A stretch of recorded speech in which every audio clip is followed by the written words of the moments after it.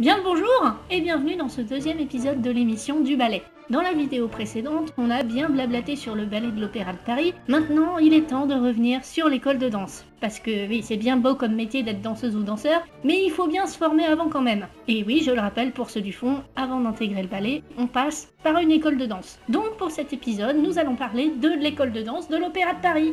Allez, tous en selle, on est parti!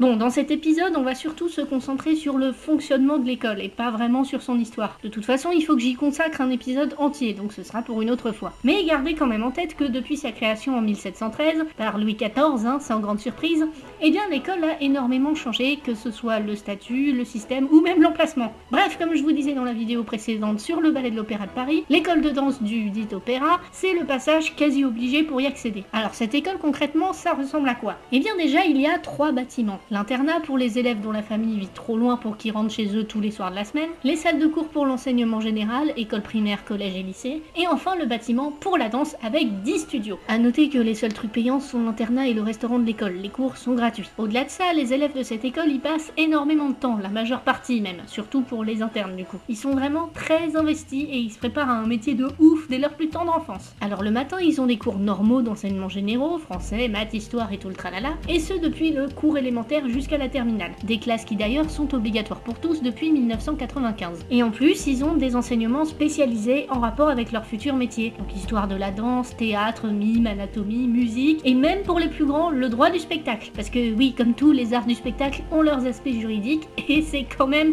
assez préférable d'en avoir connaissance, hein, on va pas se mentir. Bon, ça c'est pour l'enseignement général. À côté évidemment, ils ont leurs cours de danse. Classique bien sûr, mais aussi jazz, contemporain, et même baroque, folklore, etc. C'est très varié. Et la plupart des professeurs sont des anciens du ballet de l'Opéra de Paris. D'ailleurs, le but étant de préparer les élèves à leur éventuelle entrée dans le corps de ballet, l'école a un système de sélection très rigoureux. On rentre pas là-dedans comme dans un moulin. Mieux que cette expression est ringarde. Donc pour intégrer l'école, les candidats doivent passer 2 examens, un physique, un de danse. L'examen physique est là pour évaluer la taille, le poids, les proportions du corps, pour voir si elles sont adaptées et essayer d'évaluer comment tout ça va se développer. Et c'est pas pour rien que cette école est considérée comme l'une des meilleures au monde, si ce n'est la meilleure. Elle retient que la crème de la crème, que ce soit à l'entrée ou au passage à l'année supérieure. Pour vous donner une idée, sur plus de 500 candidats, seulement une quarantaine sera sélectionnée. Ensuite, ça s'arrête pas là, il y a des évaluations régulières et à la fin de chaque année scolaire, au mois de mai, il y a un concours qui fera toujours un peu plus le tri à chaque fois. Et là, par contre, quand c'est raté, c'est raté. Il n'y a pas de redoublement ni rien de tout ça. Ça passe ou ça casse. Et si ça casse, ça veut dire renvoi. Ah, ça n'y va pas avec le dos de la cuillère, jouer la corde. Et d'ailleurs, entre la première et la dernière année, on appelle ça des divisions. La première année, c'est la 6e division et ça va jusqu'à la première. Il y a seulement une douzaine de gamins qui arrivent jusqu'au bout. Et une fois que ces quelques warriors de l'extrême en arrivent là, ils peuvent passer le concours interne de recrutement au corps de ballet de l'Opéra de Paris. Et là, s'ils réussissent, et aussi qu'ils ont de bons résultats en termes de formation générale, c'est-à-dire au moins le niveau brevet, là ça va encore. Ils sont intégrés au corps de ballet en tant que quadrilles stagiaires. Rappelez-vous, les quadrilles, c'est l'échelon le plus bas du corps de ballet, le groupe de figurants. Bon alors là, s'ils échouent au concours, ils ont le droit de redoubler, mais seulement s'ils sont encore mineurs. Et les lauréats de première division reçoivent le diplôme national supérieur professionnel de danseur.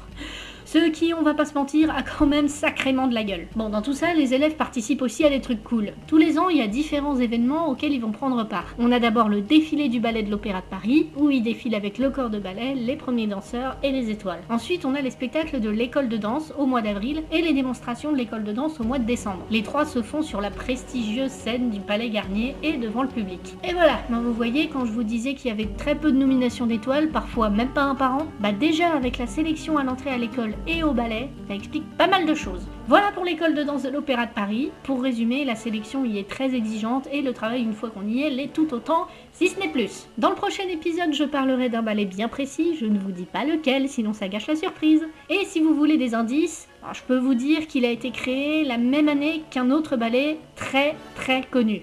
Et déjà avec ça, j'en ai peut-être trop dit. En attendant, vous pouvez mettre un pouce bleu si vous avez aimé. Vous pouvez aussi commenter, partager, c'est très important, me rejoindre sur Twitter, parler de l'émission autour de vous, danser le Madison ou que sais-je encore. Et si vous vous abonnez, promis, je vous fais des crêpes. Allez, à la prochaine!